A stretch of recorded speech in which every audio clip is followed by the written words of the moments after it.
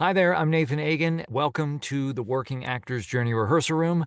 We started this project in June 2020, came out of what we could do with all the time during the pandemic, and we have found that the time to deeply explore just one scene or, a little bit of material over 1 month has really been a great joy for everybody involved. And so we're excited to embark on another month of text work. We're for the first time working on some Shaw material, which is really exciting. And for those familiar with John Barton's Playing Shakespeare series that was in the late 70s, early 80s with the RSC, I kind of see this as a springboard off of that. We're unscripted. It's a wonderful way to see the creative process in real time. This is our 39th series.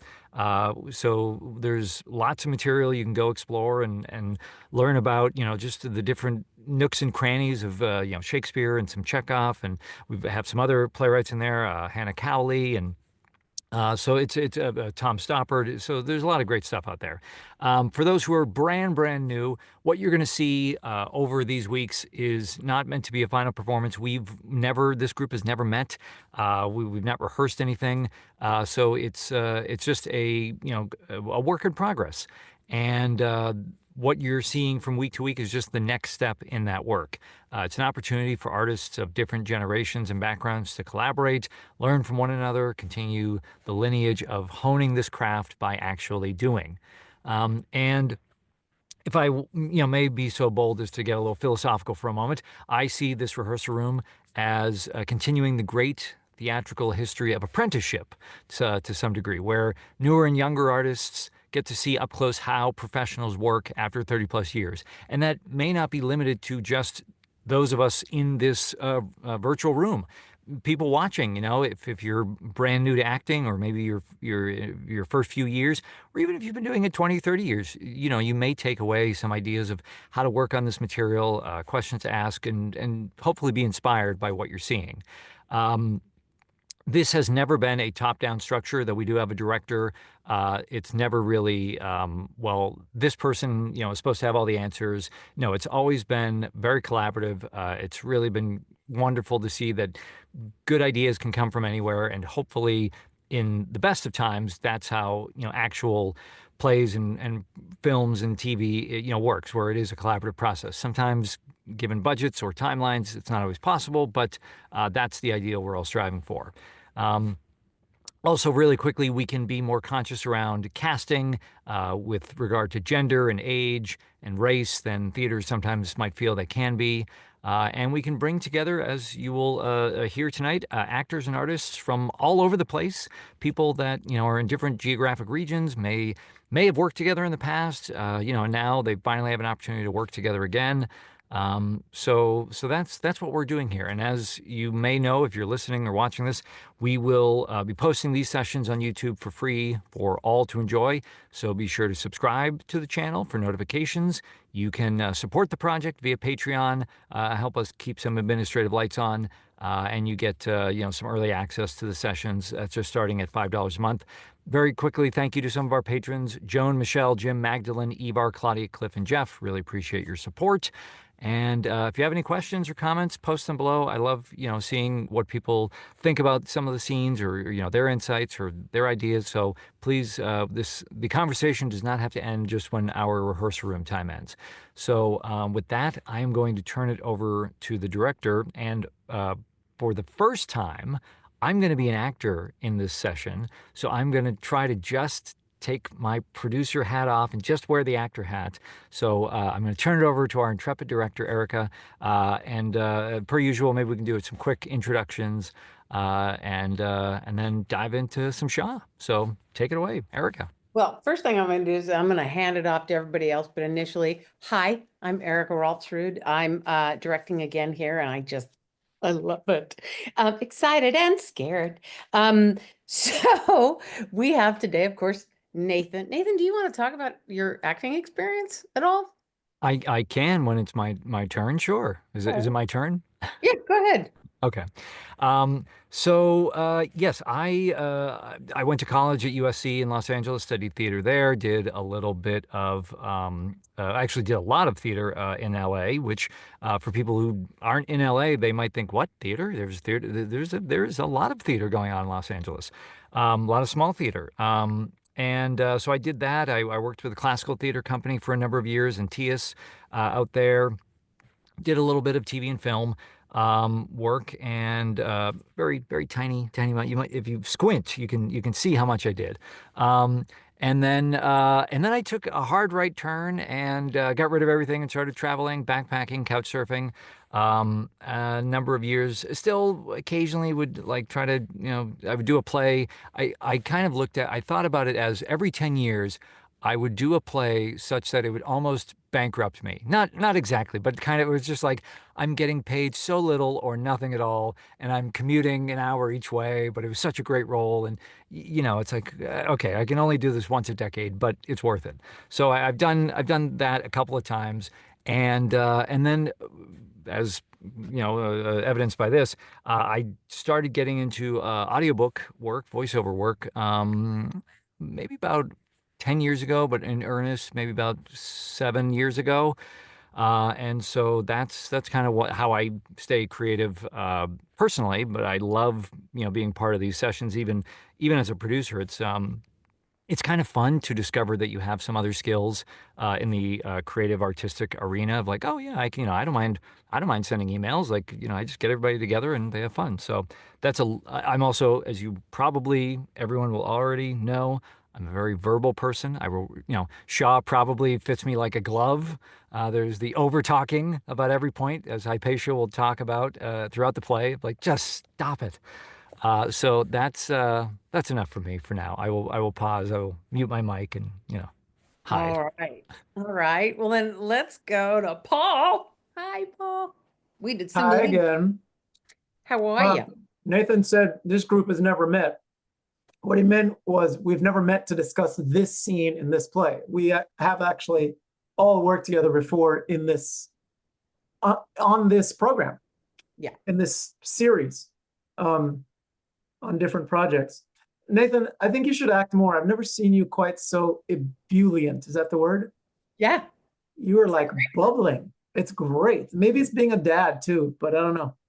Yeah, Um, enthusiasm is one of my strengths. If you do those kinds of personality things, it's just yeah. I some people have to go. Okay, simmer down. Easy does it. Easy does it. I'm it's I'm like just like a puppy sometimes. it's like you just chugged a Red Bull. Um, Paul Nicholas, I live in Philadelphia. Try as I might, unfortunately, Nathan, I cannot get away from this career, no matter how little it pays me. As much as little as it pays me, I love it so much, and I can't get away. I've tried. I can't do it. I have some side hustles. I'm a communications consultant on the side. I had one of those gigs today, as a matter of fact. Yeah, and this is I don't know, I've lost count how many things I've done with Nathan in this forum as an actor or as director. Yeah, that's enough about me. All right. And then Michele bringing it up the rear. Oh my God, I could have phrased that better. That's all right. Bringing up the rear. Here we go. Edit. I am Michele Schultz. I am a Los Angeles-based actress and entertainment attorney, which is why I'm not starving. And I have done a number of these working actor journey workshops, which I've loved. By the way, Erika, I really love the Much Ado About Nothing exploration of the role. That was fantastic, and I had a whole lot of fun with Paul doing Merry Wives of Windsor, which just helped me out because I actually had to read a scene or two for a seminar at Theatre 40, and I was the only one who understood what the words were. Oh, kind of important. And I have done a number of short plays, and I have seen MISALLIANCE produced when I was at university at Cornell.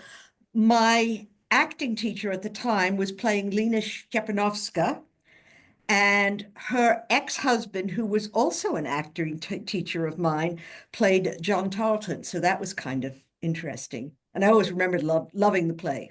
Yeah, I love it too. I should have mentioned that. I have zero experience with this play. Never read it, never seen it, ever. I love this play. I want to make sure everybody's got any want to add anything before I move on? My experience with this is I participated in a reading of the play at Antias, where I was asked late Friday night, we may need you for a reading on Monday. And because it turned out an actor was filming something, and they said, and so I got 2 hours later they're like, you're in. And I'm like, okay, great.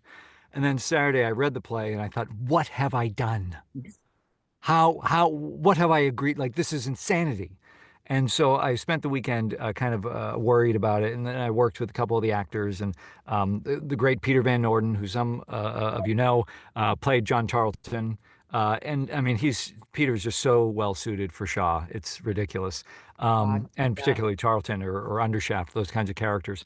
And without any kind of hyperbole, it was perhaps that reading was perhaps maybe the pinnacle of my acting career, because it was just like, I don't know what happened, but it was just like lightning was kind of in a bottle, and I can't take full credit for that. I'll take a lot of credit, but I can't take full credit. And it was just, I remember talking to Peter at the break, and I was like, I was so nervous about it because I was playing a character, which it wasn't really what I was doing, what I did, Like but it was Bunny, like right? really, I played Bunny in it, and I really was trying. Like, I'll have to look it up.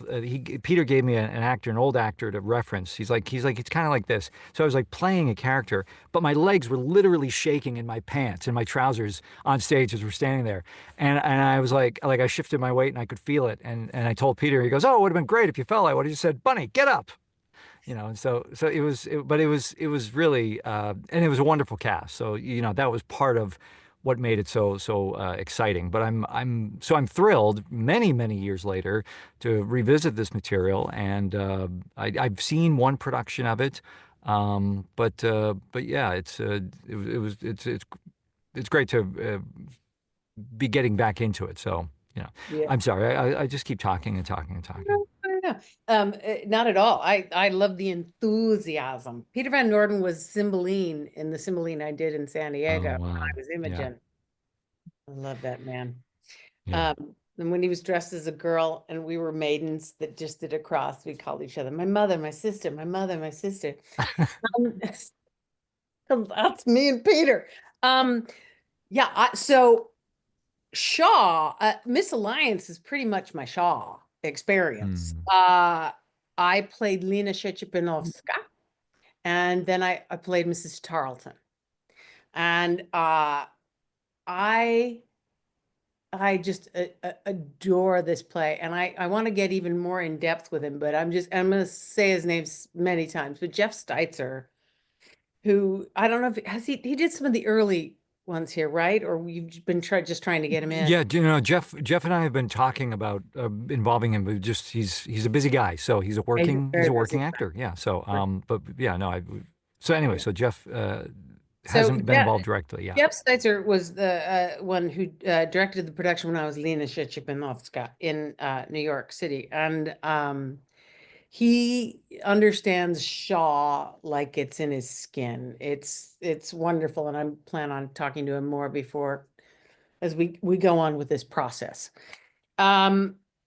It's so wonderful. How do I start this? So when I did some just looking around online just because I was curious about what people, say, and the descriptions are often, it's a wacky romance. And I'm just like, not quite, actually. Romance is involved and wooing and crazy tactics and things like that. Keeping in mind that this takes place all in one afternoon. The play takes place in one day. Um, and it's a play on that's a lot about social classes. This is the Edwardian period. And this was the first time after the Victorian period that things were loosening up a little bit more. The social structure was still very strict. And as you read through the play, you understand, like, there's the, how do they call it? So the upper class was like the aristocracy, born into it, that kind of lineage. The middle class was the working people who are actually sort of making money and able to sort of like raise their status. And then you had the majority of the population was lower class. And they were the laborers who made no money and, were suffering the most. So it's I won't say it's a play of manners because that can get you in trouble. But it's all these different sort of class dynamics and that kind of a thing. And everybody's trying to play within the parameters. Hypatia is an excellent example of that. And she's tired of it. She wants to just push it away. And then quite literally dropped from out of nowhere, dropped from the sky, is this Polish aviator who comes in and blows everything apart just by her mere presence there. And the thing that she gets angriest at, I just loved that speech, was when Johnny proposes marriage. That is the thing that sends her off. She doesn't mind that Tarleton made a pass. She doesn't mind that all these other guys. But Johnny, Mr. Straight-Lace, Mr. Everything is by the rules. I don't think he's particularly a funny person. His character is funny. But as a person, Johnny's very straight-laced. And he just thought the proper thing to do would be to marry her. And she's got one of my favorite lines in all theater when she's talking about, this is what I do before I ever got married. And she says, sooner than that, I would be a clown and set bad examples of conduct for little children. I just is one of my absolute favorite lines in the play, in all of theater. But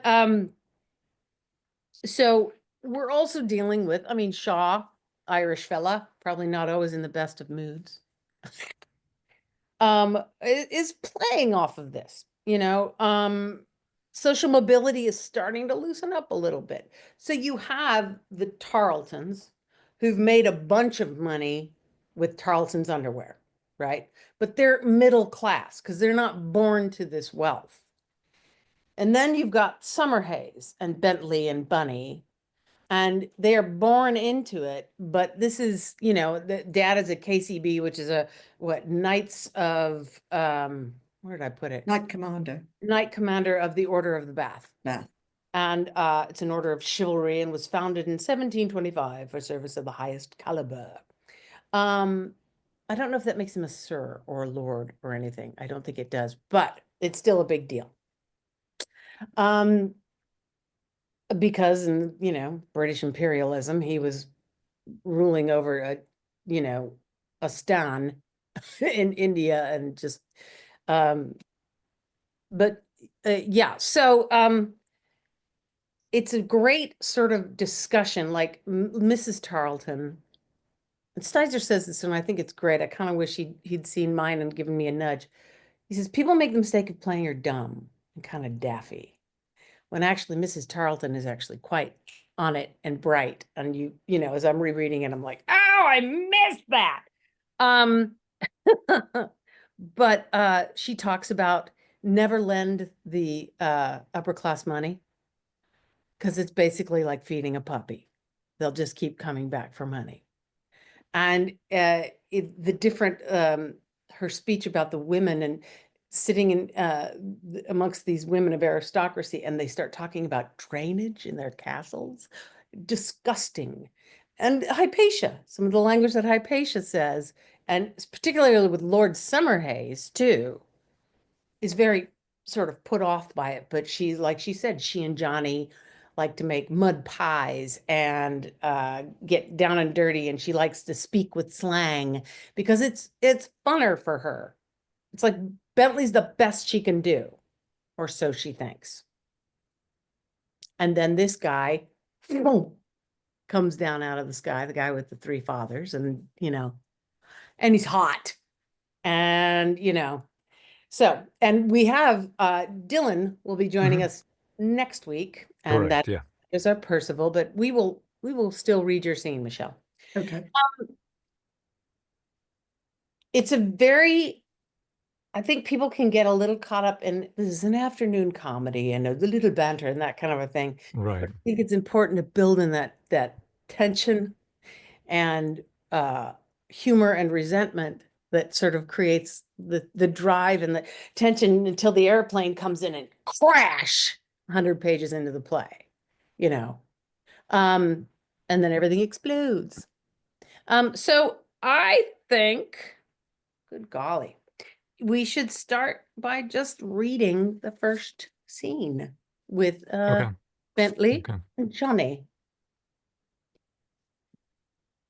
So I'm going to pop off and listen. Give me a second. No problem. Oh, let me change my view as well, so I can see Nathan. There he is. Are you ready, sir? I'm ready. Hello.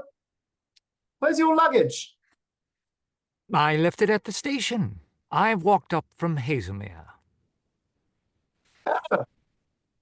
And who's to fetch it? Don't know. Don't care. Providence, probably. If not, your mother will have it fetched. Not her business exactly, is it? Of course not. That's why one loves her for doing it. Look here, chuck away your silly weekend novel and talk to a chap. After a week in that filthy office, my brain is simply blue mouldy. Let's argue about something intellectual. No. Now, seriously, buddy, I've come down here to have a pleasant weekend. And I'm not going to stand your confounded arguments. If you want to argue, get out of this and go over to the Congregationalist ministers. He's a nailer at arguing. He likes it. You can't argue with a person when his livelihood depends on his not letting you convert him. And would you mind not calling me Bunny? My name is Bentley Summerhaze, would you please? What's the matter with Bunny? It puts me in a false position. Have you ever considered the fact that I was an afterthought? An afterthought? What do you mean by that? I... Oh, no, stop. I don't want to know. Only a dodge to start an argument. Don't be afraid it won't overtax your brain. My father was 44 when I was born. My mother was 41. There was 12 years between me and the next eldest. I was unexpected. I was probably unintentional. My brothers and sisters are not the least like me. They're the regular thing that you always get in the first batch from young parents. Quite pleasant, ordinary, do the regular thing sort. All body and no brains, like you. Thank you. Don't mention it, old chap. Now, I'm different. By the time I was born, the old couple knew something. So I came out all brains and no more body than is absolutely necessary. I am really a good deal older than you, though you were born 10 years sooner. Everybody feels that when they hear us talk. Consequently, though it's quite natural to hear me calling you Johnny, it sounds ridiculous and unbecoming for you to call me Bunny. Does it? By George. You stop doing it if you can. That's all. If you go on doing it after I've asked you not, you'll feel an awful swine. At least I should, but I suppose you're not so particular. I'll tell you what it is, my boy. You want a good talking to, and I'm going to give it to you. If you think that because your father's a KCB and you want to marry my sister, you can make yourself as nasty as you please and say what you like, you're mistaken. Let me tell you exactly what Hypatia, let me tell you that except Hypatia, not one person in this house is in favor of her marrying you. And I don't believe she's happy about it herself. The match isn't settled yet, don't forget that. You're on trial in the office because the governor isn't giving his daughter money for an idle man to live on her.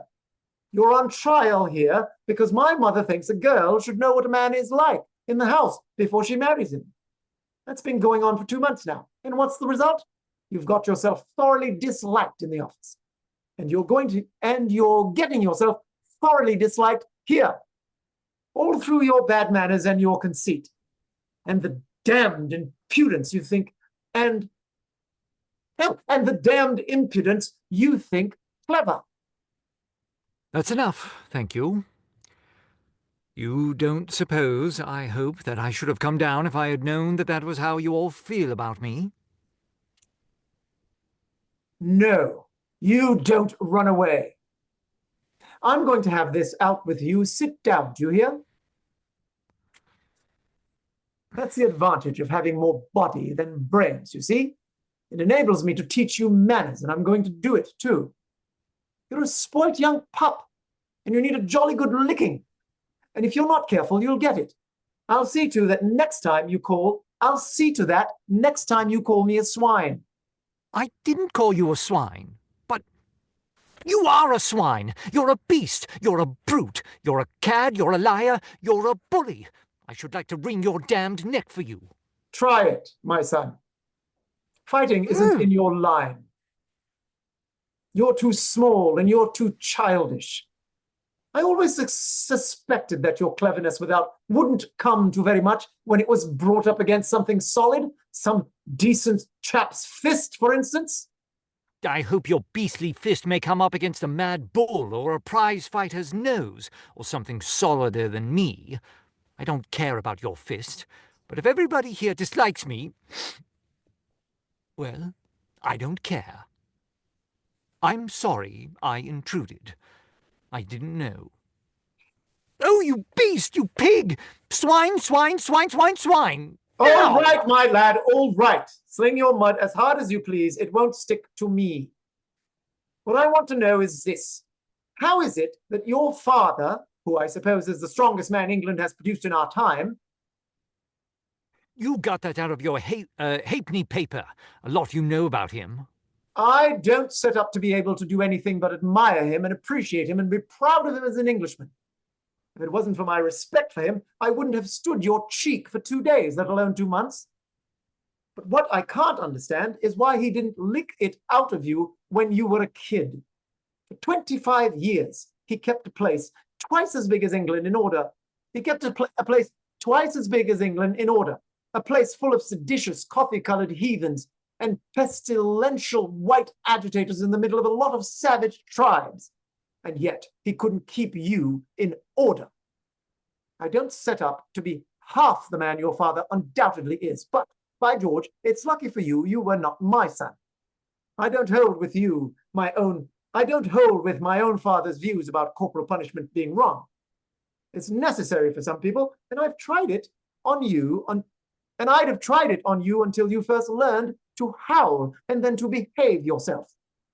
Yes, behavior wouldn't come naturally to your son, would it? Now you keep a civil tongue in your head. I'll stand none of your snobbery. I'm just as proud of Tarleton's underwear as you are of your father's title and his KCB, and all the rest of it.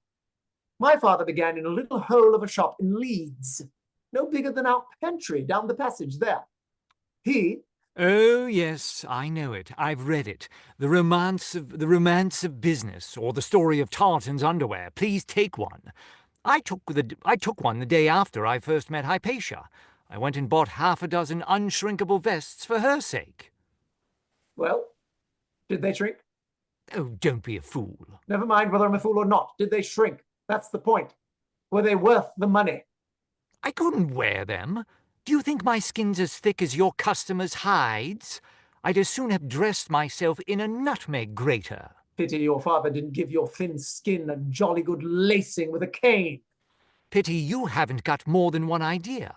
If you want to know, they did try that on me once, when I was a small kid.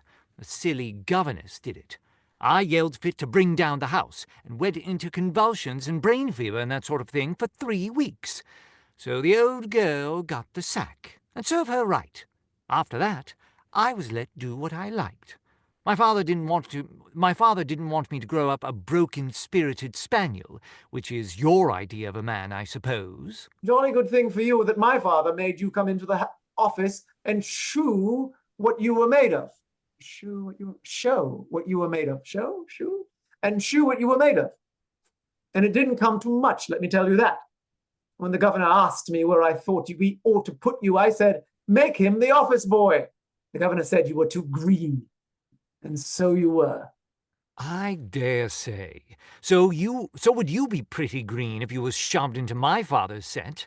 I picked up your silly business in a fortnight. You've been at it 10 years, and you haven't picked it up yet. Don't talk rot, child. You simply make me pity you.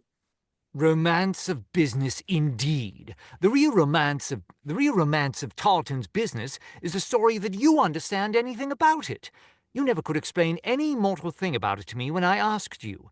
See what was done the last time. That was the beginning and the end of your wisdom. You're nothing but a turnspit. Oh, what? A turnspit. If your father hadn't made a roasting jack for you to turn, you'd be earning 24 shillings a week behind a counter. If you don't take that back and apologize for your bad manners, I'll give you as good a hiding as ever. Help! Johnny's beating me! Oh, murder! If you don't be a fool. Stop that noise, will you? I'm not going to touch you. Shh, shh. Oh, bravo. Well done. Well done. First go round. It's a lot. It's a lot in your mouth. Yeah. I'm thinking actually, Michele, maybe we should read through your scene since we're going to probably do the majority of our work on this scene tonight, since Dylan isn't here. But would one of you lads like to cold read Joey Percival for Michele? I don't mind doing it, but Paul, you're if you want to throw your hat in the ring. I don't mind either. You pick. Erika. Oh God, you guys. All right. Yeah. Paul and Michele. Let me get it. Yep. And I'm just taking some notes here of that last scene. Sure. We're going from where? When she's calling in the garden, Mr. Percival, Mr. Percival, where are you? Ah, aren't you glad I've caught you? And Mr. Percival, would you give me a little bit of a background on Mr. Percival, please? Yes, Mr. Percival is actually in the plane with Lena. He crashes in with Lena. And of course, earlier in the play, we learn about him because he was a classmate of Bentley's, of Bunny. So he's about Bentley's age, is he? He's about Bentley's age. And the legend is he's got 3 fathers. He's got his natural one by birth. His Italian mother has an Italian priest that shadows her around the house. And then there's can't think of the third, but the whole, running joke is how balanced he is with 3 fathers and all this intellectual stuff. And, he's Mr. Handsome and he drops in. He doesn't know that he's flying with a woman. That's sort of also the big entrance of Lena. She's got her aviator stuff on and they think when she comes in, she's still got her goggles on and all that kind of stuff. And they think, because she's also saved Percival in the crash. She's an acrobat. Yes, she's an acrobat. I see. And an aviatrix. And it is her duty, her family's duty, that they all have the responsibility to risk their lives every day. And they take turns doing that. And that was her life risk. So, and Percival was doing this for a record, maybe, I think. Okay. So he doesn't even know who's in his plane with him. He's a dashing sort and, very manners, very important, and proper, but she kind of rattles his cage a little bit. So let's just give it just a read through, y'all. All right. Mr. Percival, where are you? Aha!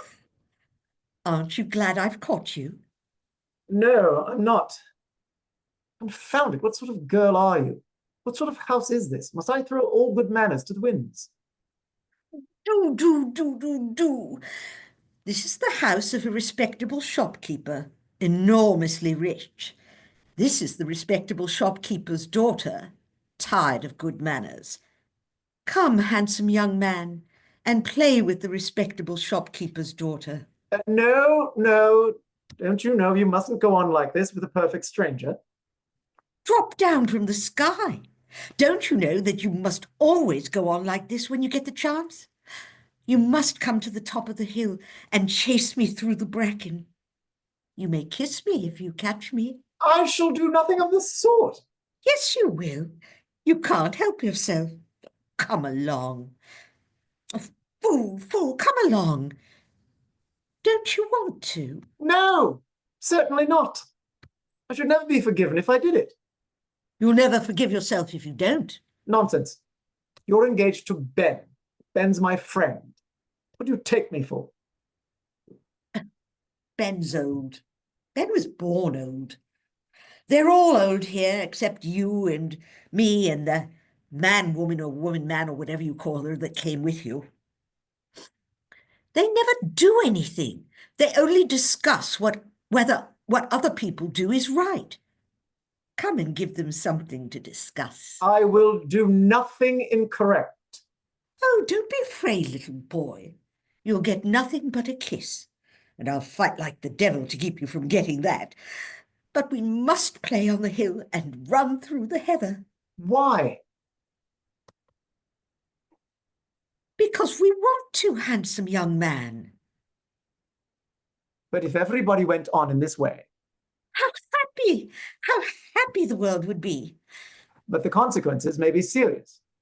Nothing is worth doing unless the consequences may be serious. My father says so, and I'm my father's daughter. I'm the son of three fathers. I'm the son of three fathers. I mistrust these wild impulses.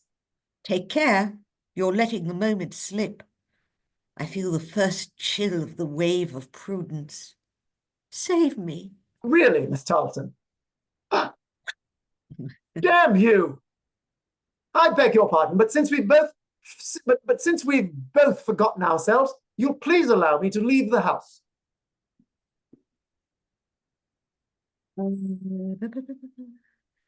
Are you ashamed of having said damn you to me? I had no right to say it. I'm very much ashamed of it. I have already begged your pardon. And you're not ashamed of having said really, Miss Tarleton? Why should I? Oh, man. Mean, stupid, cowardly, selfish, masculine male man. You ought to have been a governess. I was expelled for school for saying that the very next person that said, really, Miss Tarleton to me, I would strike her across the face. You were the next. I had no intention of being offensive. Surely there is nothing that can wound any lady in... At least, I really didn't mean to be disagreeable. Liar. Of course, if you're going to insult me, I am quite helpless. You're a woman. You can say what you like. And you can only say what you dare. Poor wretch. 'Tisn't much. You sit down in the presence... Really, Mr. Percival, you sit down in the presence of a lady and leave her standing. Ha ha! Really, Mr. Percival? Oh, really, Mr. Percival? How do you like it? Wouldn't you rather I damned you? Miss Tarleton. Hypatia, Joey. Patsy, if you like. Look here. This is no good. You want to do what you like? Don't you? No. I've been too well brought up. I've argued all through this thing. And I tell you, I'm not prepared to cast off the social bond.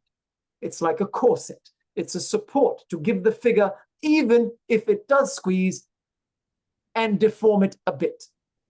It's a support to the figure, even if it does squeeze and could deform it a bit. I want to be free. Well, I'm tempting you to be free. Not at all. Freedom, my good girl, means being able to count on other people, to count on how other people will behave. If every man who dislikes me is to throw a handful of mud in my face, and every woman who dislikes me is to behave like Potiphar's wife, then I shall be a slave. The slave of uncertainty. The slave of fear. The worst of all slaveries. How would you like it if every laborer you met in the road were to make love to you? No. give me the blessed protection of a good stiff conventionality among thoroughly well-brought-up ladies and gentlemen. Another talker. Men like conventions because men made them. I didn't make them. I don't like them. And I won't keep them. Now, what will you do? Bolt. I'll catch you.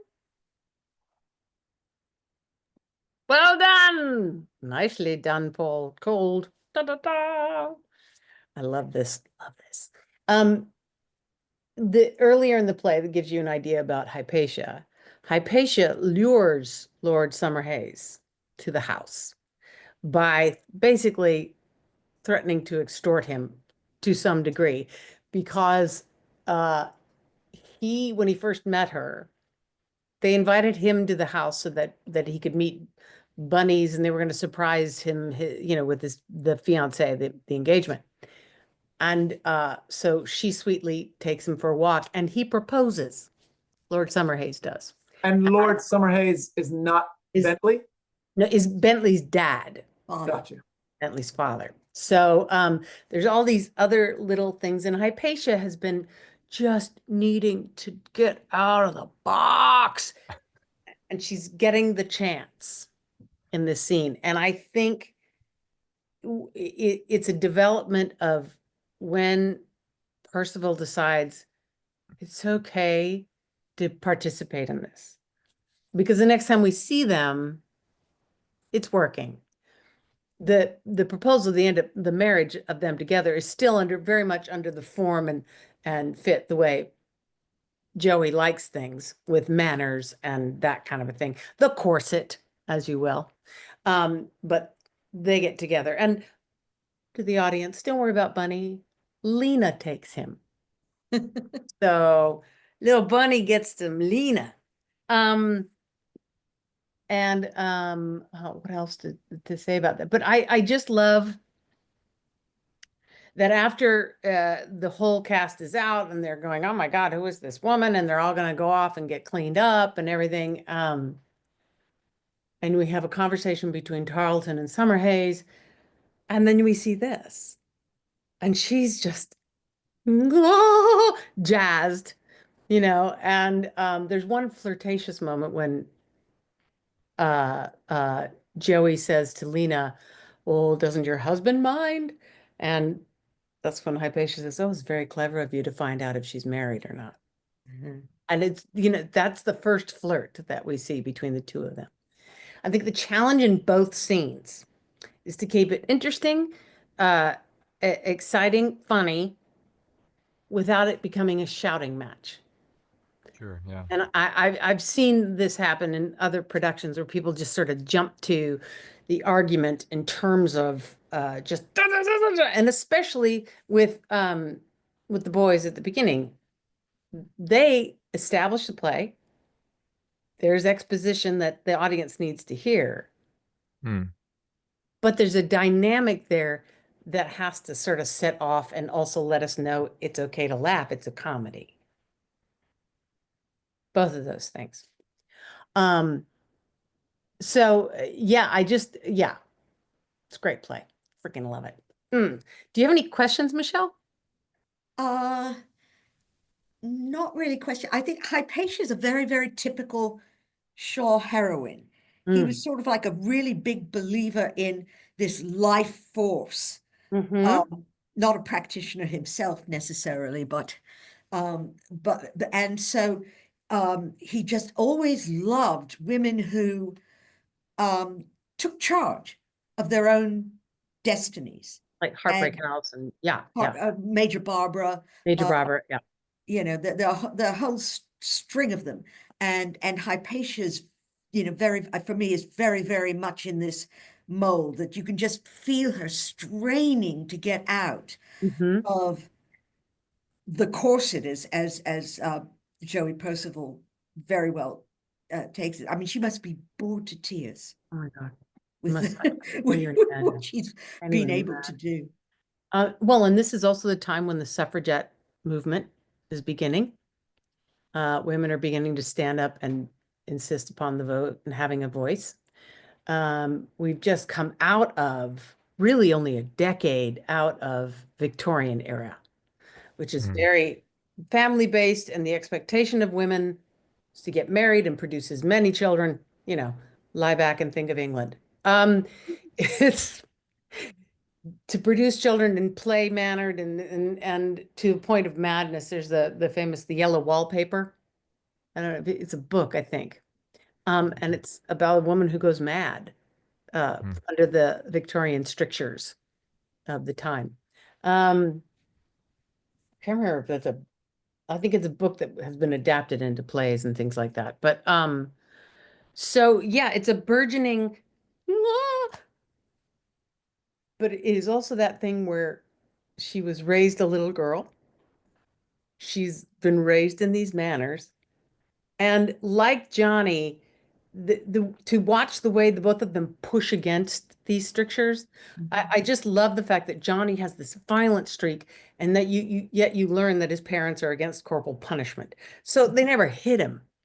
In fact, as physical as he got as a kid was probably when he and Hypatia were rolling around in the mud.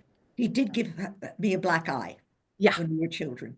yeah, yeah, and she might have given it to him, which would explain why he's so angry. But yes, so finding, I think when we, as modern people, as modern women, the scene seems easy to play oh, Paul. How old do you think Johnny is, or would you like him to be? I think he's late 20s because Hypatia, I believe, is 24. Oh, And so like my I age. think Johnny's the elder. Yeah. Okay. Yeah. Oh, Fine. Johnny's probably older than you, Paul. So yeah, you're gonna have to play up a little bit. and Hypatia is mid-20s, so like Michelle's age. Yeah. Yeah, exactly. Cast it perfect to a T.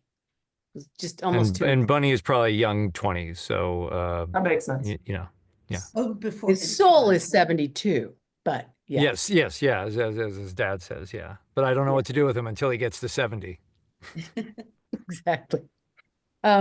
So oh God, the pragmaticness of him, like I was an afterthought. I know what my rule was. Yeah,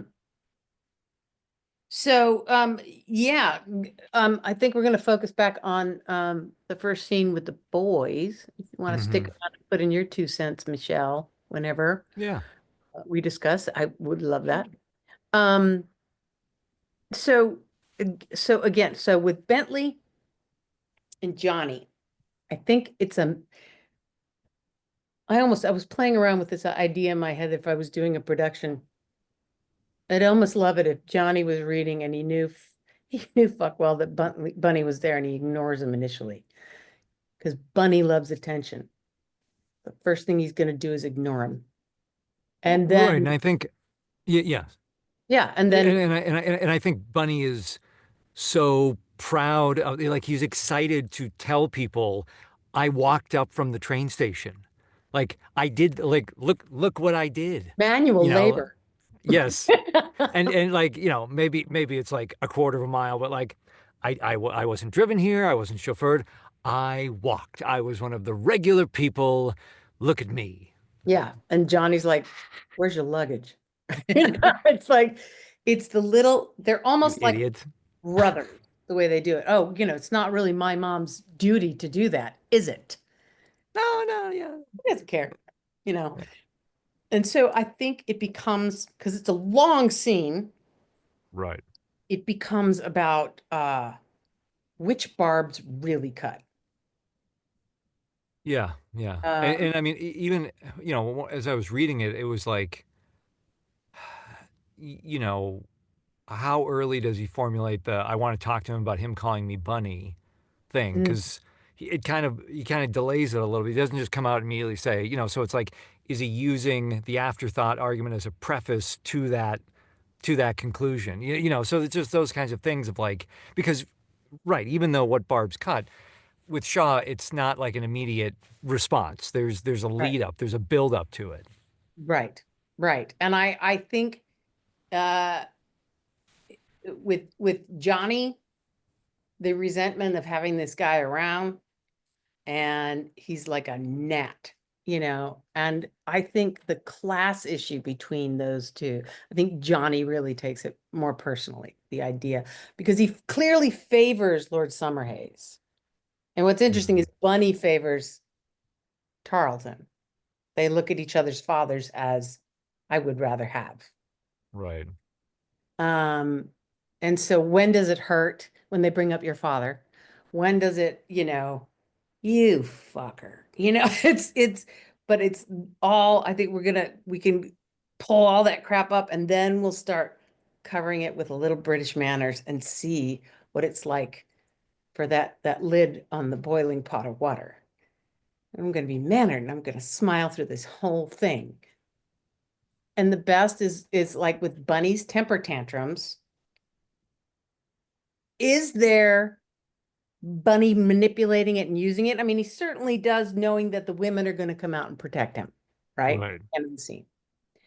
And when does he genuinely get upset?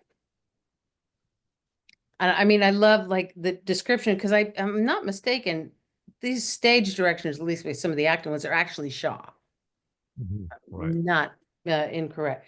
But like rage sob.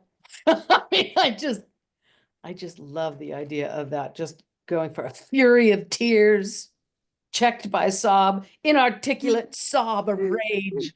It's so wonderful, trying to recover himself and then breaking down again.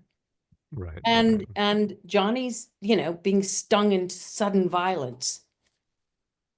It's so unmannered. And the fact that he's not upper class, even though, Who, me, Johnny? yeah, he's not of an, how much does it bother him that he doesn't have the class? But our family has some wealth, though, right? I mean, this A is lot of wealth. our summer home. Yeah, the Tarletons are filthy rich. Gotcha. There's a speech where Tarleton talks about, wanting an idyllic, I think it's in his scene with Lena, and how I would have given it up. I just wished I could have shown my chickabiddy, my wife, a spreadsheet that said we earned less and we only earned 25 pounds this year and everything. But then it started at 700 pounds and then 2,000 pounds, and it was terrible, and so he's making dough. He's making a lot of money, actually. But not as rich as the Summerhazes. Summerhazes aren't necessarily rich. Yeah. That's the big class distinction, is the aristocracy. They're born into it. My brother-in-law actually went to school in Oxford for a year and became friends with someone who has lineage. And he used to joke, yes, our money is so old, it died. So, it's about title and not necessarily about, they probably had that wealth, generations before. Right. But so yeah, that's sort of the interesting thing, dichotomy of this. Why the mobility of social mobility was starting to loosen up just a little after the Victorian era. Right. Because We're talking. there's that, I mean, there's that comment that I don't have a job aside from the trial that they're giving me. And I really don't have any of my own money, so to speak. It seems to be the implication. Yeah. That like, but they don't want, Charlton doesn't want me just mooching off of Hypatia's money.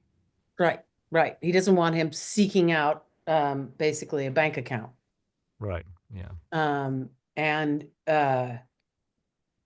yeah, it's again, it's like Mrs. Tarleton says, don't give him any money because they'll just come back for more money, like feeding a puppy. It was quite a usual arrangement around this period of time where you would have an old money or, titled family who would want a marriage with a nouveau riche. They wanted the money. The nouveau riche people wanted the respectability of the title. And so that was sort of the agreed bargain. Crossbreeding, as it were. Yeah. Yeah. Because that's sort of wasn't it Downton Abbey that Cora, it brought American money into that family? Yeah. That's partly why he married her. Right. But yeah, so that's sort of where this is beginning, I think, it for England, things rattling up and shaking. Because Edward the Seventh was all open. He hung out with artists, and I think he had a famous actress mistress, if I'm not mistaken. He had a lot of mistresses. He had a lot of mistresses, but there was one very famous actress that he was sort of known. He's got his wife, and he's got the actress. Hmm. And I'm not sure if he wasn't the fat one, because he loved food. I would highly recommend, not to get off case, but you can find it on YouTube called Supersizers Go, I think it was called. And it's Sue, who was one of the original hosts of Great British Baking Show. She's a Oh, comedian. sure. Yeah. Yeah. And then her friend, who is a food critic. And so what they do is they take 1 week and they decide to live and eat like the period they choose. So they have to wear like the corsets and everything. And I think it was the Edwardian era where they were eating like 7 times a day. They were drunk by, noon, and just they even would do like the documentary with Marvin or Spurlock. Marvin Spurlock? Morgan. Morgan. Spurlock. Yeah. They did blood tests and things like that. And after only a week, some guys like the cholesterol was gone and blah, blah, blah. But yes, one of the kings, and it might have been Edward, was quite quite a large man because he loved to indulge, especially after mommy passed. Victoria was probably a rather strict one. So anyway, so this is the world we're living in, and so do that. Do you guys have any other questions before we read through the boys again? We can stop and start too. Yeah, nothing overall. Probably just as we go, I'll have some questions, All right, great. Another part of the dichotomy that I found was that you have to be of a really superior class to be able to kind of show the emotion and lack of control that Bunny does. If you're below that, you are really constrained with acting properly. But it's forgiven. Are you saying so? It's Yeah. more forgiven with Bentley because right. the aristocracy. That's just the way they are, you Right. know. And I think that's one of the big differences between them, is that one of them is able to freely express whatever infantile emotion he might have, and the other is, more pent up. Yeah, yeah. And you got to wonder how often Johnny gives him shit. Or if this is like, you know what, I've had it 2 months in the office. And then you come for the weekend. I'm trying to have a nice weekend. I love that their weekends were Thursday to Tuesday or something like that. It's just like, when did you work? So some of his lessons in business to him, well, did they shrink? They didn't. I'm trying to make a point about product, idiot, Right. that it's, So- yes. So Bunny works for my dad as well as is dating my sister. And they're engaged. Yep. They are engaged. So did he give him the job in the office because he was courting Hypatia and this is a test? Or It's a was he test. working there first and met her in the office? No. Little No. detail, but He was only invited into work, and probably the only reason why he'd be willing to work because of the relationship with Hypatia. They don't really say how the two families first met. I don't recall Yeah, I don't think at I all. remember And it that. sounds like Summer Hayes is not immediately newly back from his, hosting duties in India. But yeah, I don't know when the Summer Hayes and the Tarletons cross paths. It would be interesting to figure that out, but I guess Shaw didn't care. It's a Again, prequel play. Prequel play. That's right. That's what I'll be writing next. So yes. Any other thing? Anybody need to have a bathroom break or anything? Everybody good? I'm good. We're all good. All right, let's start with the boys again.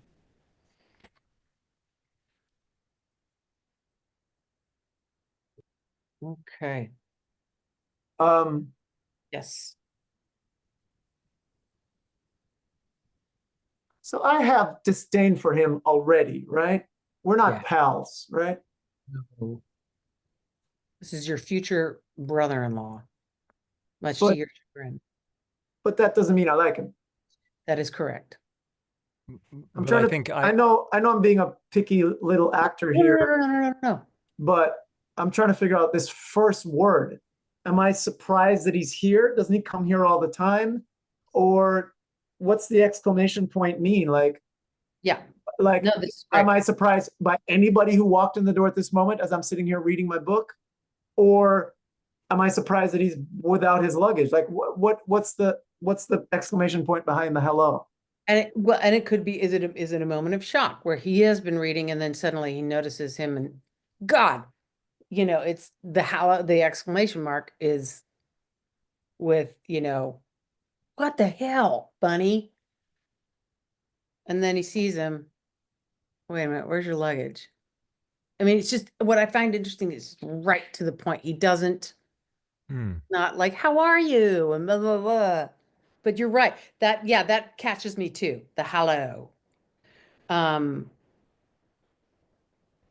And it's not, I was wondering if it's a hello, but would he have put a question mark there? Hello, yeah. what are you doing here without your luggage? Yeah. And yeah. I mean, I just have a question, like to have written it like that as opposed to HELLO. Yeah. Like what, like I just don't know the meaning of that word compared to like, or the contextual meaning of like when you would use one versus the other, if there's like an implication there. And I Hello. don't know. in Shakespeare's time Yes, sir. and beyond, and maybe all the way till 1910, I don't know. Emphatic questions were oftentimes written with exclamation points instead of questions. Like I Right. have one later in the scene. Oh, what? Which is probably a question, but we're going to talk about that when we get there.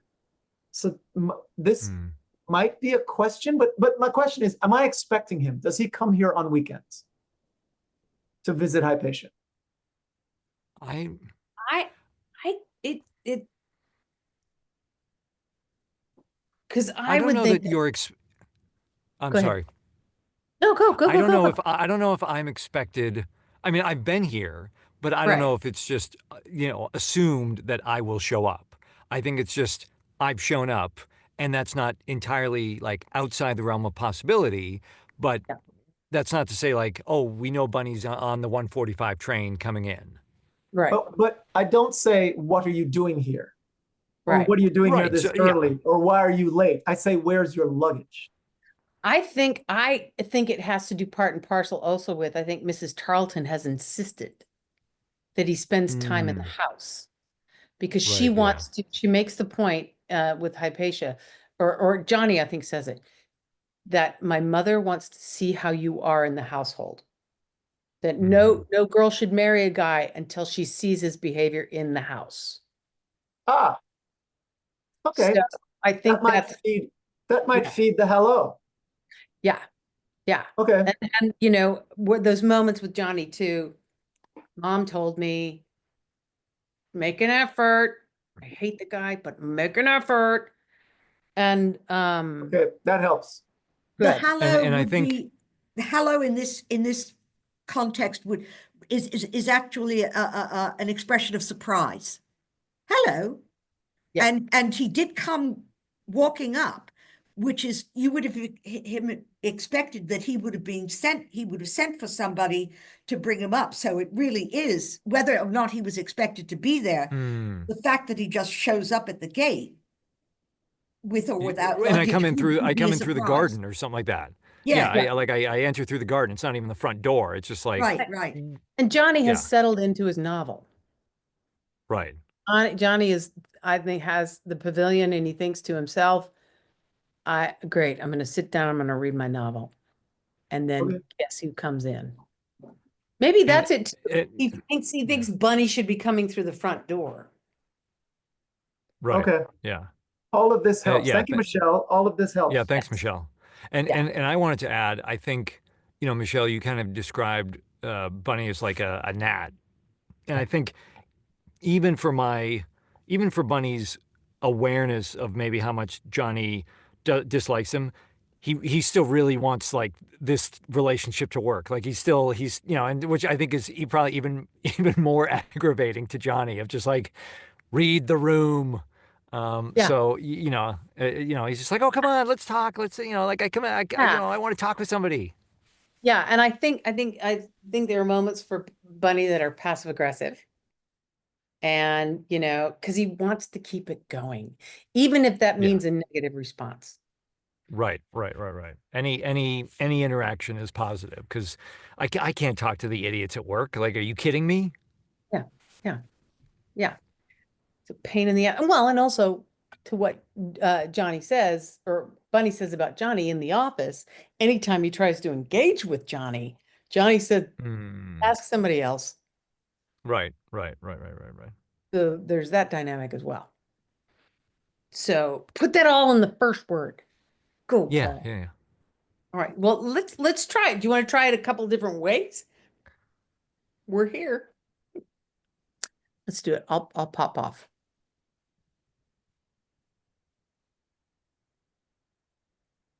Hello. Where's your luggage? I left it at the station.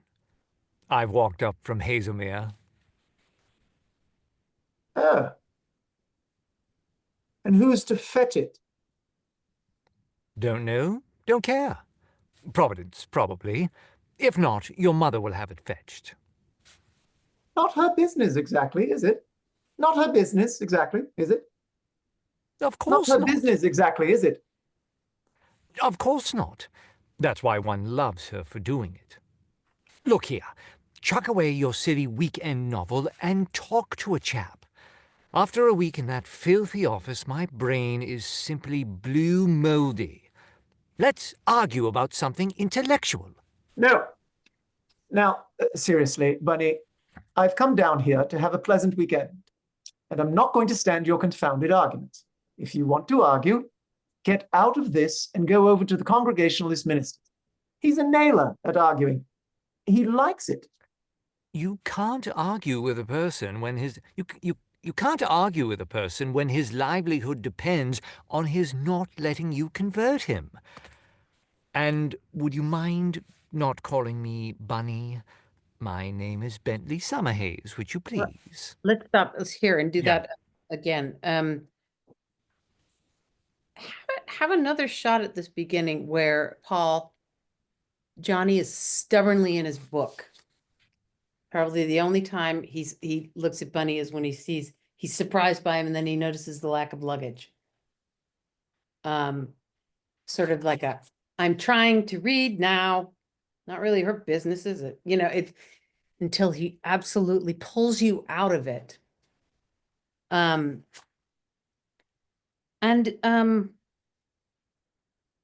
I think Bentley, you can be a little more throwaway with the don't care. He doesn't care. Got it. Okay. I think it has to be an ingrained sort of thing of like, why would I carry it? I don't get it. Yep. So let's try that a little bit. How was that that idea of being surprised? It worked for me, but I can try all kinds of different things. Oh, makes total sense to me that that's what it is. Yeah. So, all right. Do it again.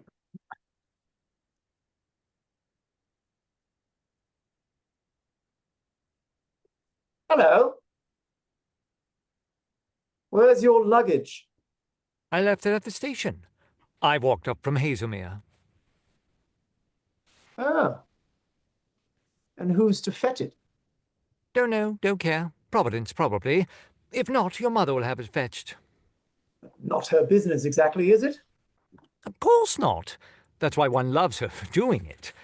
Look here, chuck away your silly weekend novel and talk to a chap. After a week in that filthy office, my brain is simply blue moldy. Let's argue about something intellectual. No. Now, seriously, Bunny, I've come down here to have a pleasant weekend, and I'm not going to stand your confounded arguments. If you want to argue, get out of this and go over to the Congregationalist ministers. He's a nailer at arguing. He likes it. You can't argue with a person when his livelihood depends on his not letting you convert him. And would you mind not calling me Bunny? My name Wait, is one more Bentley time, Summer. one more time. It'd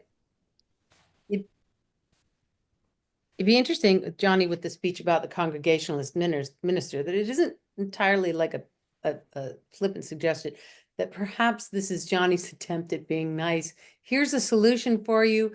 Go for it. And Bunny just can't help himself. I'm not going to go anywhere. I got you. You just want to read your Danielle Steele. And a nailer in this case is someone who just, and he likes it. That's what it means. Really, He's good at it. brilliant at it. Yeah, he's a nailer at it. You'll have a hard time with this one. You'll enjoy it because he is so good at it. Got it. Bye, Bunny. Okay. So one more from the top and then we'll keep going. Okay.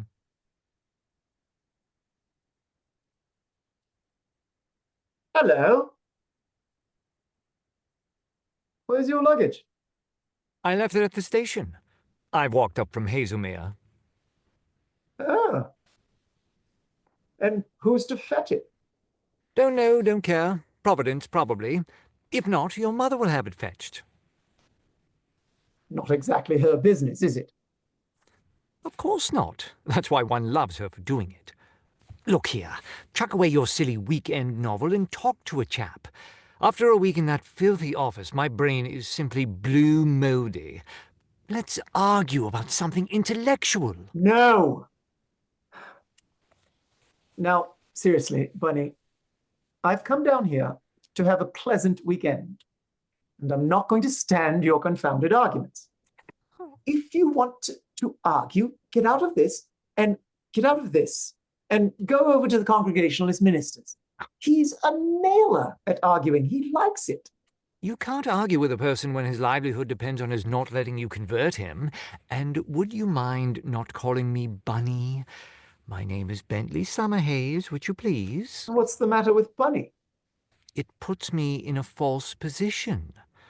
Have you ever considered the fact that I was an afterthought? An afterthought? What do you mean by that? No, Stop. I don't want to know. It's only a dodge to start an argument. Don't be afraid. It won't overtax your brain. My father was 44 when I was born. My mother was 41. There was 12 years between me and the next eldest. I was unexpected. I was probably unintentional.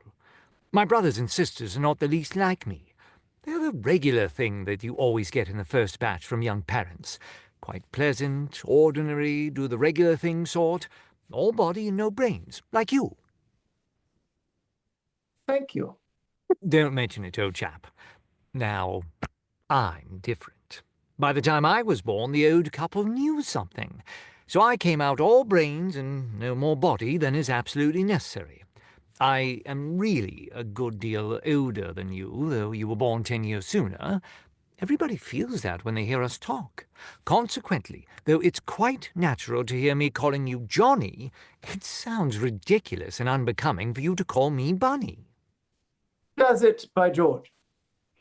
You stop me doing it if you can. That's all. If you go on doing it after I've asked you not, you'll feel an awful swine. At least, I should, but I suppose you're not so particular. I'll tell you what it is, my boy. You want a good talking to, and I'm going to give it to you. All right, let's stop at this section. It's a very funny thing because it's like with Johnny, I see that like sort of the first beat when he's just, it's like when you're on an airplane and somebody wants to talk to you and you're just like, I have my book, get a social cue. And then you I'm know, I'm probably the person who wants to talk. So yeah, yeah, I can my father. understand that. Yeah. Um, it's, you know, it's that thing, like if it was a physical exercise, it's like I'm physically, I'm not going to engage. I'm not going to engage. Why? You know, it's like, okay, until finally, he says, all right, you want to hear it? Let me tell you that it's a gradual, you just can't help it because Bunny is just annoying as hell. And he's fast at it too. These are both, Bunny's a very fast thinker. And Johnny's no dummy. He's just his subtlety isn't quite as refined, shall we say. All brains no, or all body, no brains. Whatever he says. And those little teeny insults that he's just throwing in there at you. And Bentley, have you considered, Nathan, the idea of that higher pitched voice? I was reading that and I'm like, yeah, all right, I'll have to kind of play with that a little bit. Um, yeah, it's like, okay, yeah, that's something to definitely play with a little bit Play more. around Yeah. with, yeah. I mean, you don't Yeah. want to sound out artificial. Right, right, right. But it is sort of that simpering inbred. There was I remembered, so in my 48 hours to prepare for the reading, Peter told me the actor Terry Thomas, which he's not a very, I think maybe he was in It's a Mad Mad Mad Mad World, like older actor, of a different era. But if you see clips of him online, he had a gap in his teeth, and he would always be like, "Oh, I say," it was just very much like this. So yeah, it puts me in a false position. Have you ever considered the fact that I was an afterthought? It's just that it's he seems like a caricature, but it's like, no, that's the guy. Like that's It how is. he Yeah. talks. Yeah. So yeah, it's yeah, I could hear that. Some I kind could of an play with that. affectation that would also end up being quite annoying. Yes, well, which is what it says. It's like he seems very he's very, though he seems very sensitive. His confidence and his high voice are a little exasperating. Yeah. Yeah. Yeah. It's um and yes. So yeah, it was something I'm glad. Thank you for kind of pushing me with that. I mean, we're I here. I was I was wondering, it puts me in a false position. Is I Oh, yes. I know who that is. Okay? Yeah. There you go. Yeah. Is that our resident Yes. dramaturg, Yes. Yes. Yes. Michele? Thank you. That's wonderful. Yeah, there's a commercial Thanks, for him Paul. with, it was BP oil, and he's like, he's like, I'm a BP Superman, and it's just like you hear him and you're like, this is how, it's like, yeah, this is how he talks. That's Anyway, really who he is. yeah. Um, it puts me in a false position. I assume it's leading to, I seem older than you. So like you're calling me a name that makes me sound young, when in fact people people think I'm, like, I come off as older. Is that the false position he's alluding to, that he's getting to? I think so. Yeah. But I think it's a card that Bunny plays when it's convenient to Bunny Okay. also. Do you know he behaves like a bunny? He's not behaving in a manner in which, people should be calling him Bentley. Right. Yeah. So I Yeah. guess the only way he can do it is to insist that people do it. But he also takes advantage of it. And and what I'm intrigued by is how those two sentences are linked, or what his thought process is to get from, it puts me in a false position. Have you ever considered the fact that I was an afterthought? Yeah. Um, because it, I mean, it's a real roundabout way. It feels like a real roundabout way to get to his point. Yeah. Um, But that's sort of the lure too. That's why John yeah. was like, what do you mean by that? No, Well, don't. do you think he brings up, because it seems like his ultimate point with the afterthought is, even though I was born 10 years after you, I come off as older. Right. So, um, it puts me in a false position. Is it like it puts me in a false position? I mean, because once he hears he call him Bunny, his wheels can start turning. Once I hear him call me bunny, it's it's like, okay, I don't like that. It puts me in a false position, and I guess it's just a really dexterous way of having this argument of like starting it from, have you ever considered the fact that I was an afterthought? That like there's just kind of an element of like, I just have to lean into or assume that's how fast his brain works, is that um, to explain this point, I'm going to lure him in with this idea of this seemingly off the wall concept, but it is all connected. No, it's one of those people who you can't get a word in edgewise when they're out rolling. Mm, They're moving, and because he's so fast, right. he moves like a bunny. Bing, bing, bing, bing, bing, bing, bing, bing. Yeah. But that is something really up to you, because it can also be a class difference thing of like, you can't call me bunny because that puts me in a position where it seems like I'm lower than you. Oh, I didn't even think of that. I have a Mm. title, or I'm Oh aristocracy, yeah, put you in a false position.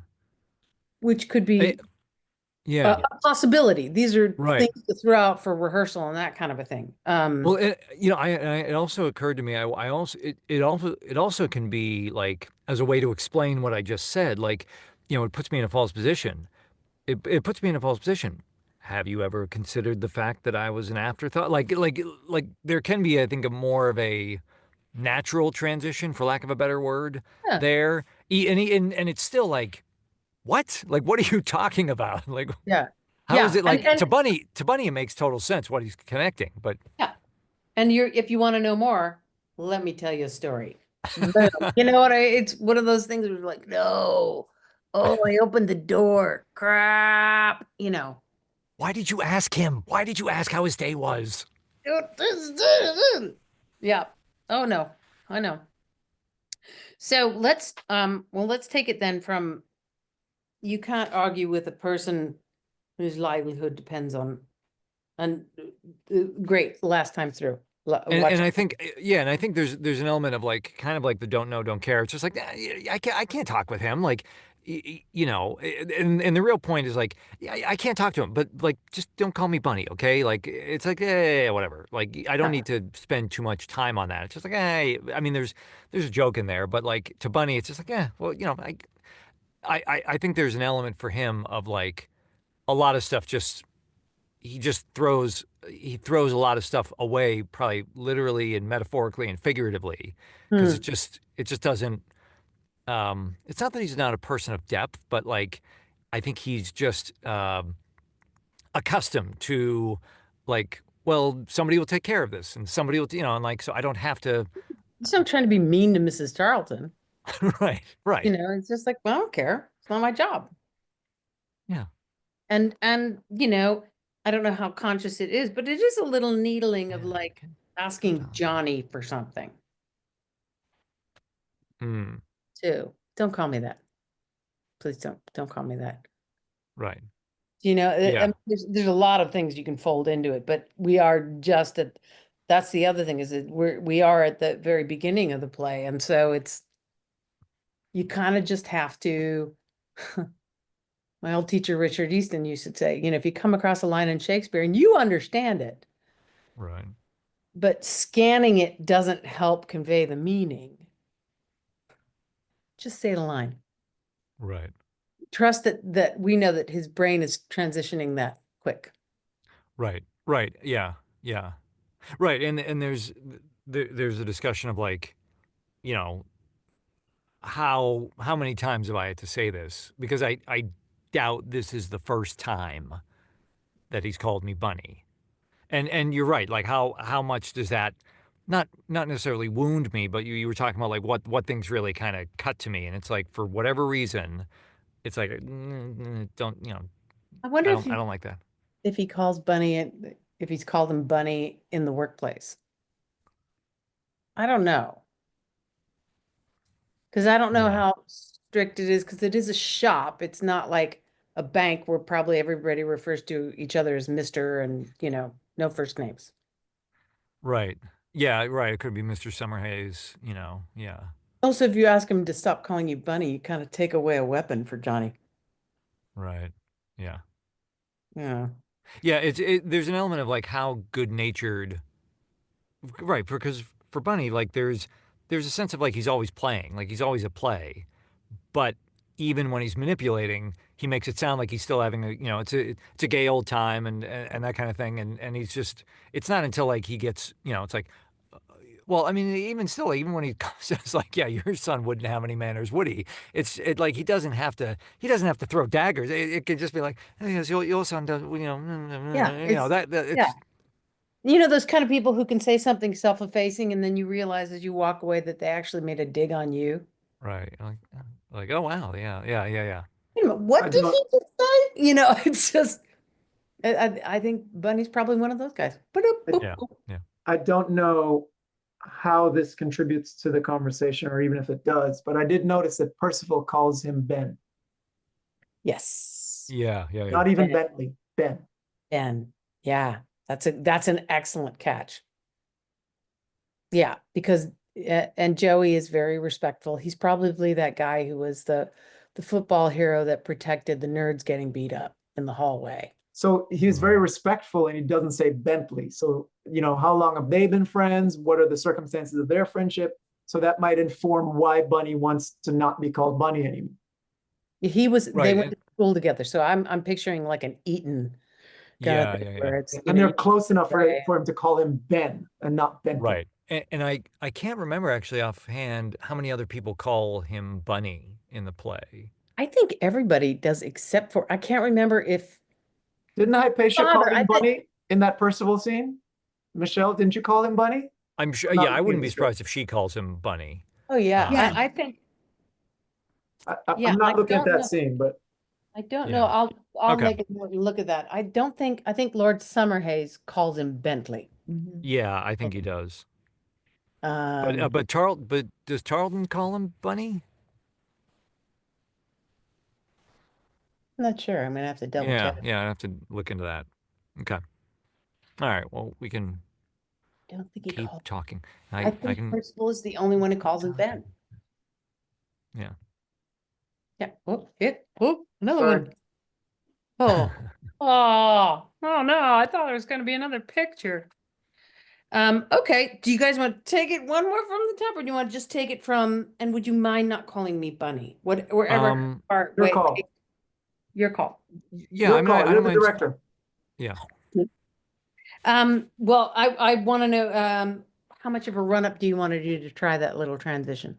I was just going to jump with you. You can't argue with a person, but if Okay. Yeah, let's do it from there. yeah. All right. Uh, you can't argue with a person when his livelihood depends on his not letting you convert him. And would you mind not calling me Bunny? My name is Bentley Summerhays, would you please? What's the matter with Bunny? It puts me in a false position. Have you ever considered the fact that I was an afterthought? An afterthought? What do you mean by that? I was I was just No, no, going no. to Stop. I don't want to know. It's only a dodge to start an argument. Don't be afraid. It won't overtax your brain. My father was 44 when I was born. My mother was 41. There was 12 years between me and the next eldest. I was unexpected. I was probably unintentional. My brothers and sisters are not the least like me. They're the regular thing that you always get in the first batch from young parents. Quite pleasant, ordinary, do the regular thing sort, all body and no brains. Like you. Thank you. Don't mention it, old chap. Now, I'm different. By the time I was born, the old couple knew something.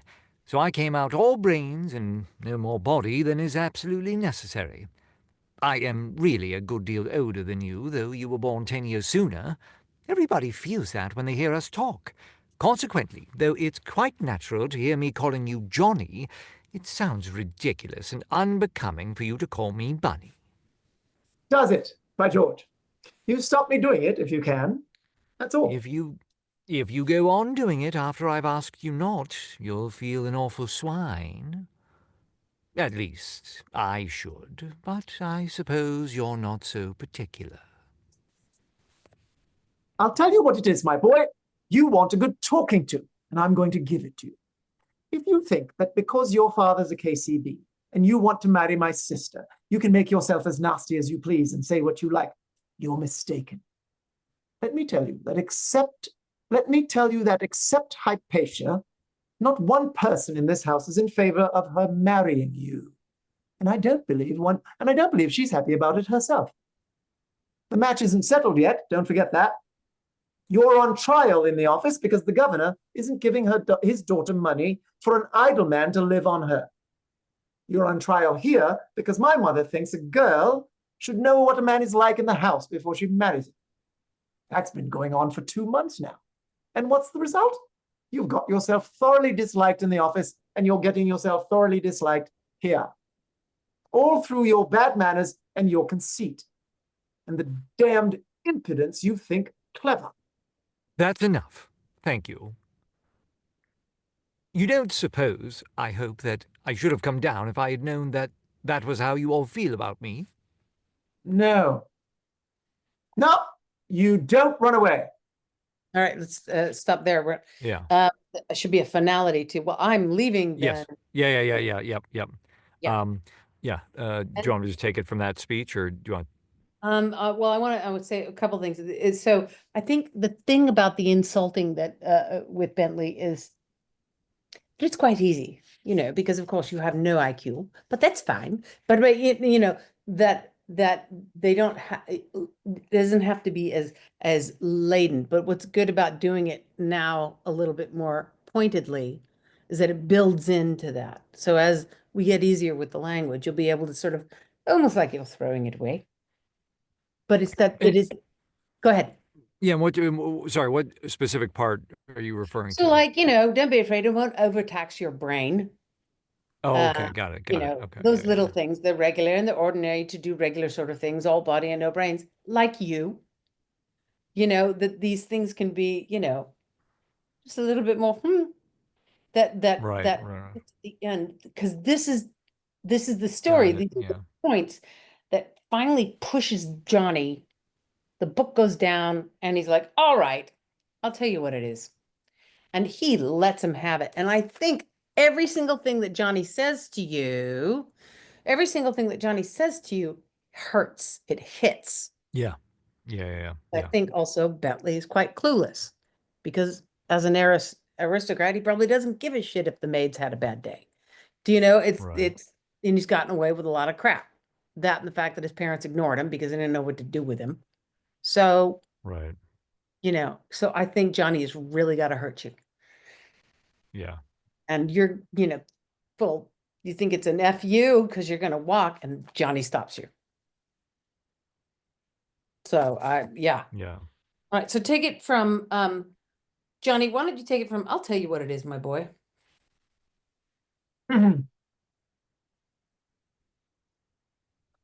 I'll tell you what it is, my boy. You want a good talking to, and I'm going to give it to you.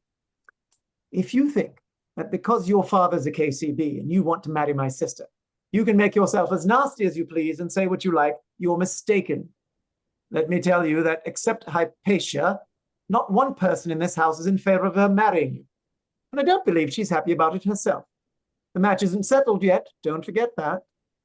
You're on trial in the office because the governor isn't giving his daughter money for an idle man to live on her. To live on her. He isn't giving his daughter money for an idle man to live on her.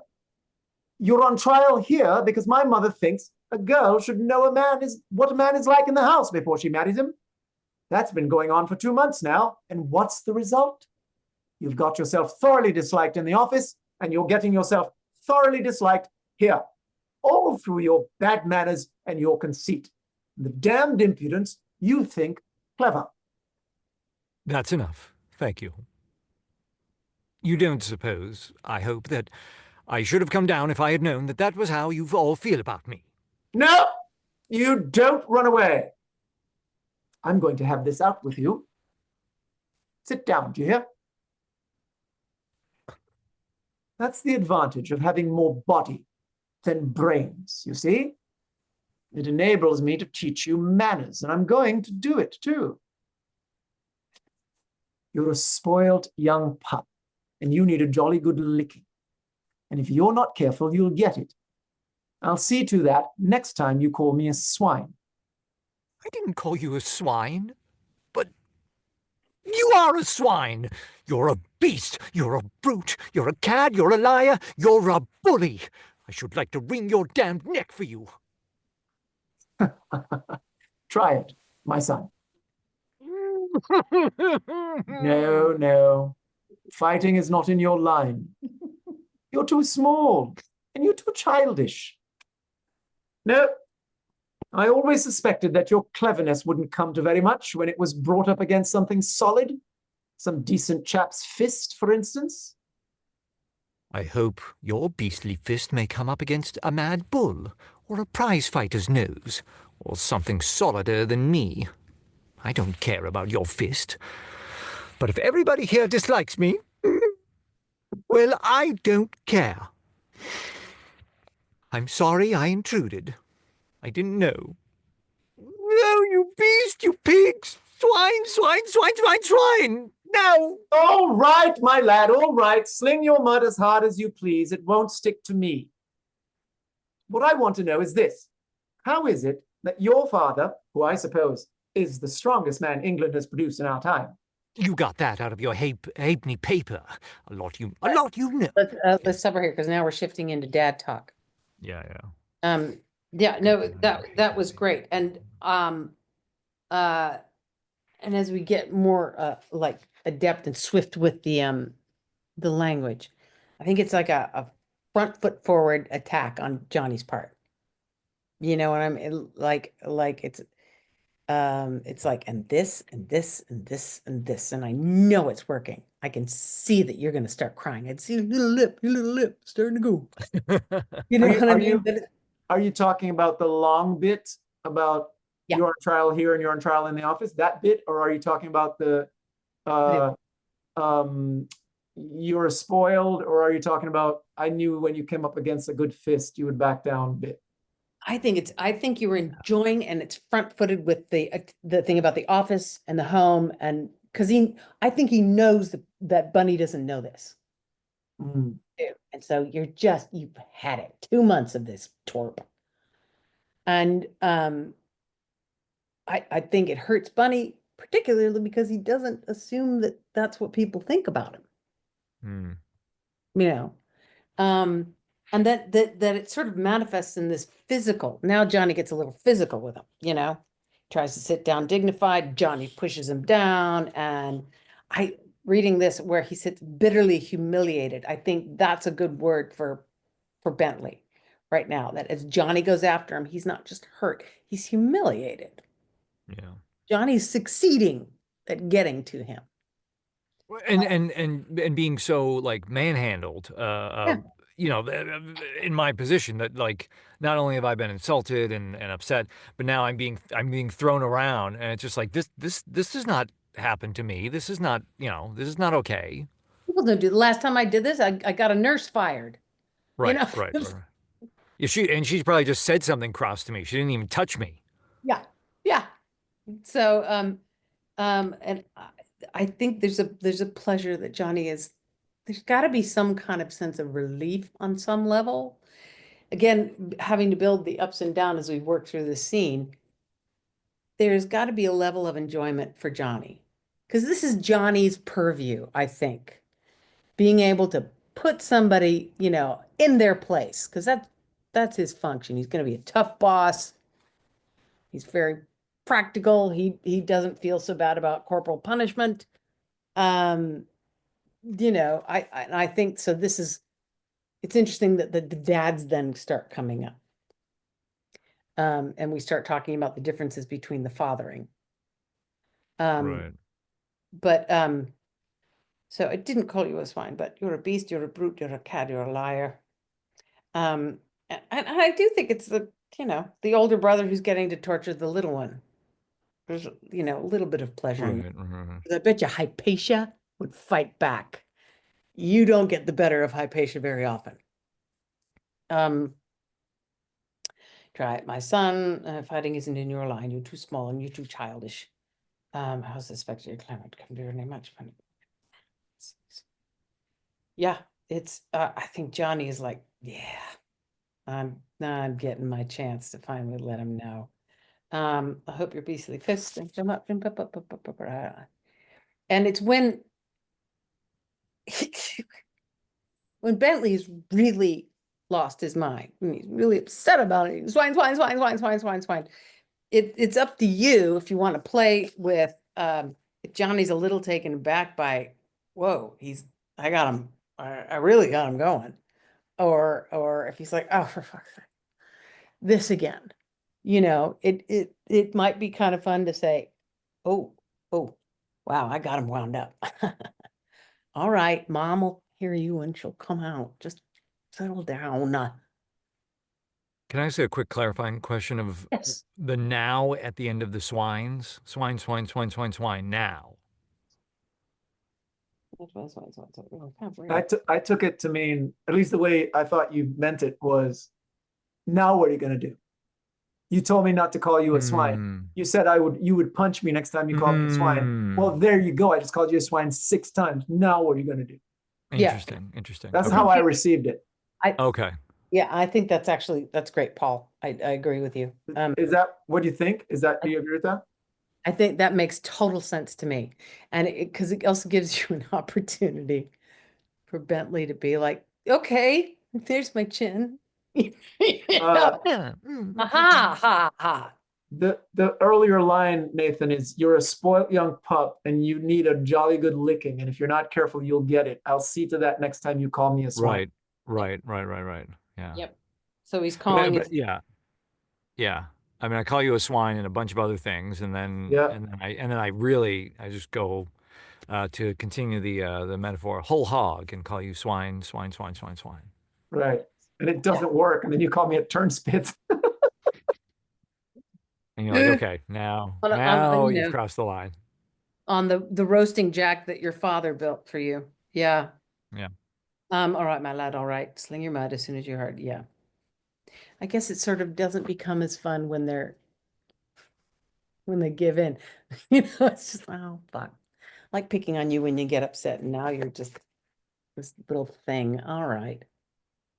So yeah, let's go from Oh, hello. This is not what I expected.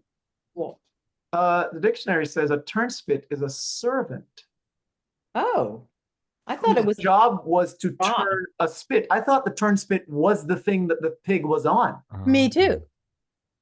It's not. As It's opposed a servant. According to the Oxford Dictionary, it's a servant or a small dog running on a treadmill whose job was to turn a spit on which meat was roasting. So let's see what he actually said. Because he says if your father hadn't made a roasting jack for you to turn, you'd be earning 24 shillings a week behind a counter. Oh, so he's calling me the guy who's turning the spit. Right. And you're just standing there, like just, Yeah. Doing, that's it. That's so all you're doing. It's a metaphor. He's using it as a metaphor to describe the business, the underwear business. Yeah. Right. I'm just standing there, making sure that the machines run, and I'm making money. Okay. And I assume 20. Go ahead. Sorry, go ahead. Go ahead, Erika. To me, it also struck me as, because Dad built the roasting pit for you to do this. So your career is about what Dad built for you and gave you. Don't give me this crap about you being a brilliant businessman. And I assume 24 shillings a week was not a lot of money. Like that's like, nothing. Probably down to the labor class, yeah. Right. I believe that's £2, 12 shillings a pound, right, Michele? She might be gone. She might be gone. No, I'm not here. £2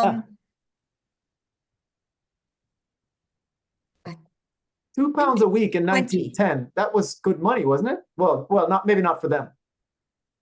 I don't think it'll move you up a class. No. Might be like their minimum wage. Get you enough to pay your rent. Right. Yeah. Buy your groceries, but you're not going to save much. You'd be earning 24 shillings a week behind a counter. Like, I think he's insulting him with that, definitely, in many ways. So he's not saying that he'd be a pauper or a beggar. He's just saying you'd be a middle-class person. Yeah, you'd have a minimum wage A job. wage slave. Like Minimum that's Wage slave. Yeah, you wouldn't be able to sit here reading your novel on your weekend you'd be taking orders at McDonald's, pal. Like that's, at the drive-through window like everybody else. yeah. Essentially, your status is built by your dad's success. Right. Ironically, so's Bentley's. R- But Right. so all right. Well then yeah, okay, let's take it from no, don't you run, you don't run away. Oh, that's my I think line. That's yeah, your good. line, darling. Let's see where we are. He's trying to leave, but Bentley tries to leave, in a dignified manner. Here we go. No, you don't run away. I'm going to have this out with you. Sit down. Do you hear? Ha. That's the advantage of having more body than brains, you see? It enables me to teach you manners, and I'm going to do it too.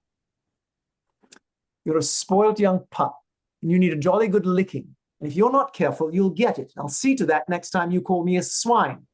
I didn't call you a swine, but you are a swine. You're a beast. You're a brute. You're a cad. You're a liar. You're a bully. I should like to wring your damned neck for you. Try it, my son.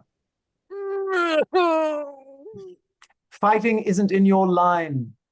You're too small, and you're too childish.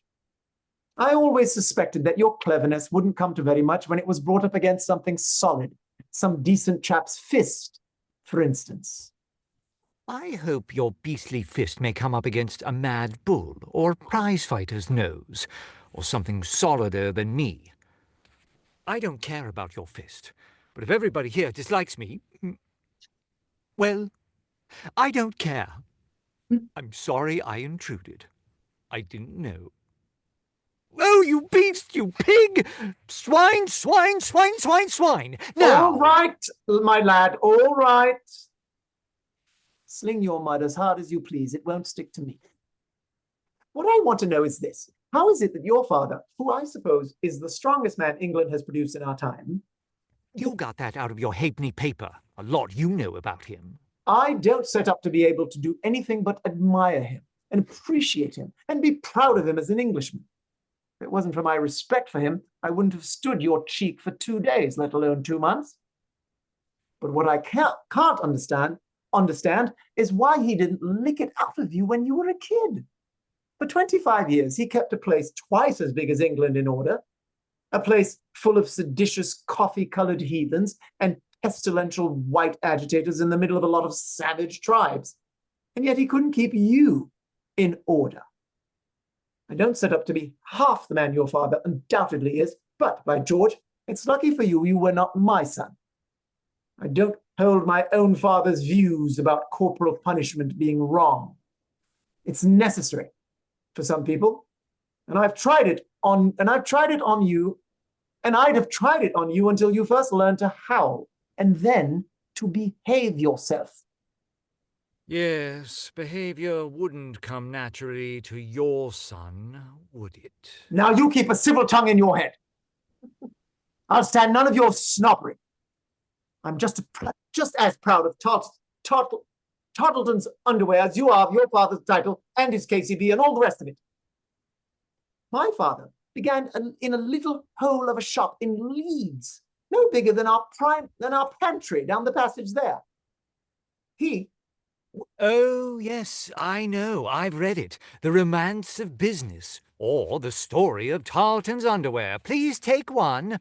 I took one the day after I first met Hypatia. I went and bought half a dozen unshrinkable vests for her sake. Well, did they shrink? Oh, don't be a fool. Never mind whether I'm a fool or not. Did they shrink? That's the point. Were they worth the money? I couldn't wear them. Do you think my skin's as thick as your customers' hides? I'd as soon have dressed myself in a nutmeg grater. Pity your father didn't give your thin skin a jolly good lacing with a cane. Pity you haven't got more than one idea. If All you right, want to hold on. know... I'm gonna go back. The speech is about the fathers. Um, uh, it's an interesting source of Johnny being proud of both. There's one Mm. proud of Lord Summerhays as an Englishman, and this man who's a KCB and all this kind of stuff. And then talking about his pride of what his father has built. And I'm just wondering if you want to play with what tonally, what do you think would be the difference? Do you know what I'm saying? That's an opportunity with all these speeches and things like that, is the difference between what he respects and holds in high regard with Lord Summerhays versus what his father has accomplished with Tarleton's underwear. I think Go what ahead. would help me to answer that question is if I knew more about the play. Like, how does he say anything in the play about how he feels about the underwear business or his father? He mentions, I think, frustration with his father, and when they're together, there's not a lot of warm fuzzy between Tarleton and Johnny. But he's proud of him, though. It sounds like he's proud of him. So yeah, it sounds like he's proud of what his father's built. But it seems very clear that he actually leans more towards Lord Summerhays in that they're both a little bit more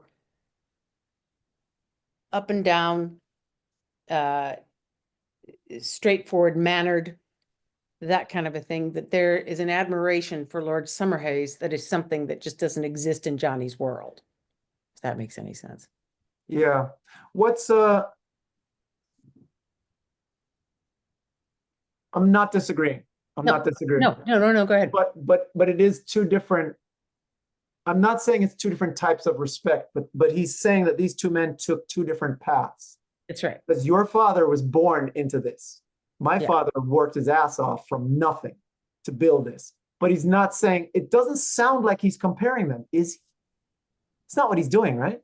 He's not saying, well, my dad did this versus your dad, because they're still, as he goes into it, they're talking about, they get around to how he fathered him.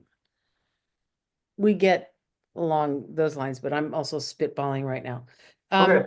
The other yeah, thing is, what's the place that's as twice as big as England? Is that in the play, or do I need to look this up? I think they call it Jingistan. They mention it Genghis like Khan, or twice. yeah, It's a longer word, but yeah, it's a sort of I think a made up sort of sounding India, why can't I think Providence or something that the English took. It's And definitely fictional. yeah, Okay. And KCB is not fictional, right? No, Knight it is an Commander of the actual- Bath. it is an actual actual thing that was, Nice. I think, originated in the late 1700s. Yeah. Yeah. I don't know quite. I still don't get the order of the bath. Because it makes, is he in charge of filling the tub?